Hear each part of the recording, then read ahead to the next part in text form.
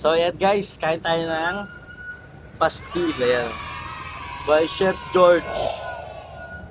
Chicken pastil guys. Ayan. Try natin guys ha.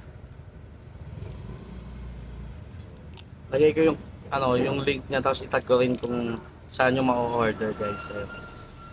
Cute ng cute ng logo guys. Ayan. Bango. Bango ha. Shredded talaga guys. Like the usual pastil, shredded. Sa lasa yan nagkakatalo. Yung sa bango, mabango siya. Spicy yung binili ko guys ha. Meron din sila ng original. Ayan. Try natin guys ha. Try natin. Ayan, konti lang muna. Baka ma-overpower tayo ng pastil. Pag-inintay nyo guys. Kaya na tayo, let's go!